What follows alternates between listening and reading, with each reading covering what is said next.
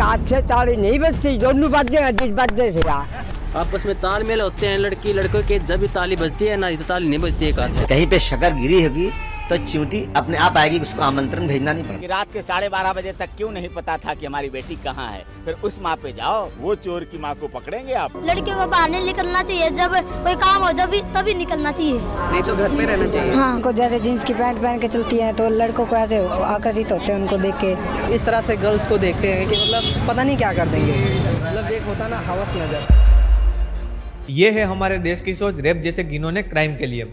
NCRB के data के according हमारे देश में एक दिन के अंदर 82 रेप केसेस रजिस्टर होते हैं, मतलब कि एक घंटे के अंदर 4 लड़कियों के साथ रेप होता है। और 2017 से 2022 तक तकरीबन 2 लाख लड़कियों के साथ ये क्राइम हुआ। और अगर हम इसमें वुमेन रिलेटेड दूसरे क्राइम जैसे कि असोल्ट, हरेसमेंट, किडनैपिंग, मर्डर जैसे क्राइम को इन्वॉल्व कर दें तो ये नंबर 2022 में 4.5 लाख से ज्यादा था। हमारा देश पिछले 78 सालों से आजाद है, पर आज भी हमारे देश की बेटियां एक ऐसे समाज में जी रही हैं कि जो दिमाग से नहीं पर कहीं और से सोचता है। और कोलकाता में जो ये केस हुआ कि जिसकी वजह से आज पूरे देश में आग फैली है, वो एक डॉक्टर के साथ हुआ और वो भी कोलकाता के सबसे बड़े कॉलेज के अंदर। और ऐसा ही केस हुआ था 2012 में दिल्ली में कि जिसमें लड़की मेडिकल स्टूडेंट थी और उसके साथ गैंग रेप हुआ था। और ये दोनों केस भी इसलिए सामने आए क्योंकि यहाँ पे पब्लिक आउटरीच काफी ज्यादा निकला और पब्लिक ने जस्टिस की डिमांड करी। पर जो हमारे देश में गांव के अंदर किसी बच्चे के साथ या तो फिर किसी महिला के साथ होता है वो तो कभी सामने ही नहीं आता। उनको पैसे या जान से मारने की धमकी देकर मामले को रफा दफा कर दिया जाता है। और काफी सारे केसेस तो ऐसे सामने आए हैं कि जिसमें पुलिस ही अक्यूज के साथ मिले हुए होते हैं और वो लड़की और उसके परिवार को फोर्स करते हैं अपना स्टेटमेंट या तो फिर केस वापस लेने के लिए। तो क्या बीच चौराहे रेपिस्ट को फांसी देना या तो फिर उसको गोली मार देना हमारे देश में रेप केसेस को कम कर सकता है?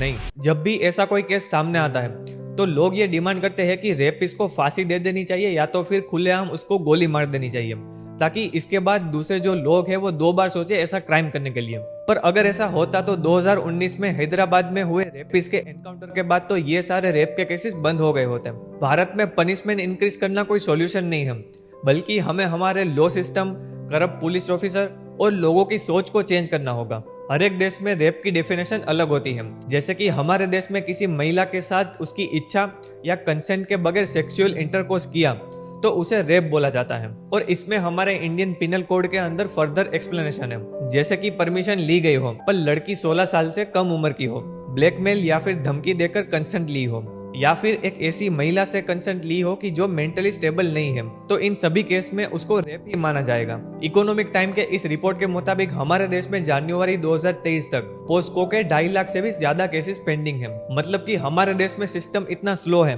कि जिसकी वजह से लोगों को उसके ऊपर भरोसा नहीं है, क्योंकि इस सिस्टम में जस्टिस कम और डेट ज्यादा मिलती है। इसीलिए काफी सारे लोग केस ही नहीं करते, और जो लोग केस करते हैं उनको जस्टिस आने में कितने साल लग जाएंगे उसका कोई आइडिया ही नहीं होता। और इसमें फोर्स रेप केसेस भी होते हैं कि जिसकी बात मैं यहाँ पे नहीं करने वाला, क्योंकि इस टॉपिक के ऊपर एक पूरा वीडियो बन सकता है। हमारे देश में काफी सारे ऐसे केसेस भी हुए हैं कि जिसमें रेपिस्ट को सजा मिलने ही वाली होती है कि लड़कियां अपना स्टेटमेंट चेंज कर देती है, क्योंकि इसमें रेपिस्ट के साथ पुलिस ऑफिसर भी मिले हुए होते हैं। पुलिस वाला कह रहा है, पन्नालाल दरोगा कह रहा है कि तुम्हारे साथ जो कुछ हुआ है ये ना बताना, जो हम कहें वही बताना। तो सबसे पहले तो ये लोग उनको पैसे दे के चुप कराने की कोशिश करते हैं, क्योंकि हमारे देश में जो ये केसेस सामने आते हैं उसमें महिलाएं जो होती है वो बैकवर्ड क्लास से होती है, कि जिसकी वजह से उनको पैसे दे के चुप कराना काफी इजी हो जाता है। 20,000 कहत नहीं तब मैं नहीं कह रही, न्याय मिला चाहिए, न्याय मिला चाहिए। और अगर उसमें कोई महिला नहीं मानती और पैसे लेने से इनकार करती है तो वो उसके बाद उनको या तो फिर उनके परिवार वालों को धमकाना स्टार्ट कर देते हैं और उनको जान से मारने की धमकी भी देते हैं। ये तो हम मार दिया जाएगा और हम जेल गए कि उस घर में लाश दिखेंगी हमेशा, कि जिससे फिर इन महिलाओं के पास कोई ऑप्शन नहीं रहता अपना स्टेटमेंट या तो फिर केस वापस लेने के लिए। और इसके बाद भी ये मामला यहाँ पर खत्म नहीं होता, वो लोग इन महिलाओं को रोज परेशान करते हैं।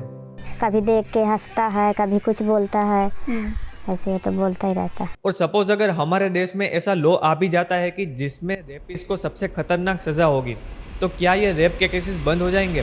नहीं, रिपोर्टेड रेप के केसेस कम हो गए, क्योंकि अभी जो हमारे देश में केसेस आ रहे हैं उसमें 95% केस में रेपिस्ट विक्टिम का नोन होता है, मतलब कि रेपिस्ट उनका पहचान वाला ही होता है।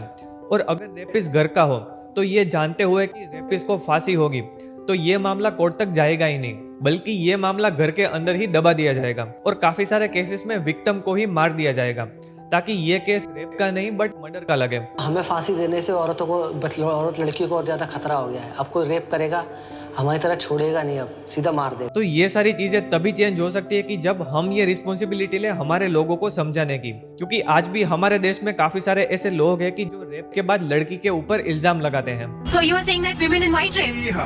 Women invite rape? Yes. लड़कियों को भी इस बारे में गलती मालूम हुआ कि वो अपने कंट्रोल में नहीं चल रही है। ये साले घर से निकलने मत दो, घर की लक्ष्मी घर में रहती है, अच्छा रहता है। और जब निर्भया केस हुआ तब एक रेपिस्ट के माइंडसेट को जानने के लिए एक डॉक्यूमेंट्री बनाई गई कि जिसमें काफी सारे रेपिस्ट का इंटरव्यू लिया गया, कि जिसमें उन लोगों ने ये कहा, ताली कभी एक हाथ से नहीं बजती, दोनों हाथों से बजती है। ये चीज देखी, हर कोई शरीफ लड़की होती है रात को 9 बजे मतलब नहीं घूमती है। हमारे देश में पहले से ही लड़की के बारे में ऐसी बातें बताई जाती है कि उनको रात में घर से बाहर नहीं निकलना चाहिए, छोटे कपड़े नहीं पहनने चाहिए, किसी लड़के को अपना दोस्त नहीं बनाना चाहिए और किसी लड़के के सामने देखकर स्माइल नहीं करनी चाहिए। और अगर कोई लड़की ये सब करती है तो उनके कैरेक्टर पे सवाल उठ जाते हैं। और जब ये रेपिस्ट माइंडसेट वाले लोग ऐसी लड़की को देखते हैं तो वो ऐसा समझने लगते हैं कि ये लड़की हमारे लिए अवेलेबल है, हम इसके साथ कुछ भी कर सकते हैं, कि जिसकी वजह से आपने अपने घर में भी देखा होगा कि लड़कियों को लड़कों से अलग तरीके से ट्रीट करा जाता है। और यहाँ तक कि मैं जिस स्कूल में पढ़ता था वहाँ पर लड़के और लड़कियों के क्लास भी अलग होते थे।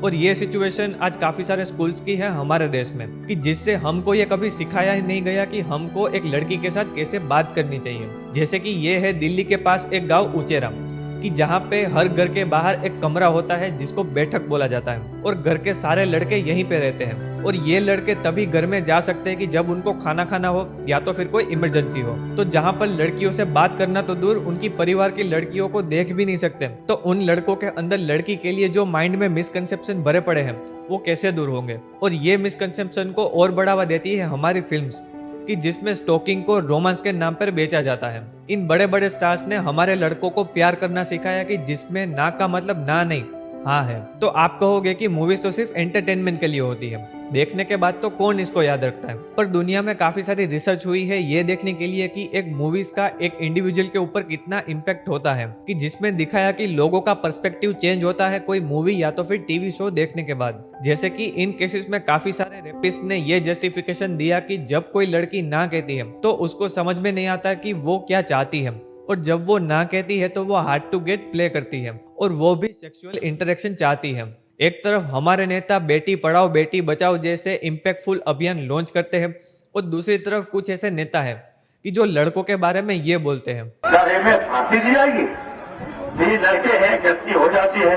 तो सिर्फ लड़कियों को कंट्रोल करने से ये प्रॉब्लम सोल्व नहीं होगी, हमको लड़कों को भी एजुकेट करना पड़ेगा और उनको सिखाना पड़ेगा कि कैसे एक लड़की के साथ बात करी जाती है, कैसे उनको समझा जाए, कैसे उनकी इच्छाओं को जाना जाए, और उनके बारे में जो हमारे समाज और फिल्म्स ने मिसकंसेप्शन भरे हैं उन सबको दूर करा जाए, तभी जाके हमारे देश की बेटी सुरक्षित होगी। तो इसके लिए थैंकफुली हमारे देश में तारों की टोली जैसे एनजीओ है कि जो लड़कों और लड़कियों को जेंडर इक्वालिटी के बारे में समझाते हैं, कि जिसमें हमको भी पार्टिसिपेट करना पड़ेगा, कि जैसे कि आप अपने भाई दोस्त बच्चों को ये सीख दें और उनकी जो थिंकिंग है महिलाओं और समाज को लेकर उन सबको दूर करें। तो अगर ये वीडियो आपको इम्पैक्टफुल लगा हो तो आप अपने 3 दोस्तों के साथ इसको शेयर करें, ताकि वो भी इन चीजों को समझ पाए और दूसरों को वो एजुकेट कर पाए। मिलता हूँ नेक्स्ट वीडियो में। जय हिंद, वंदे मातरम।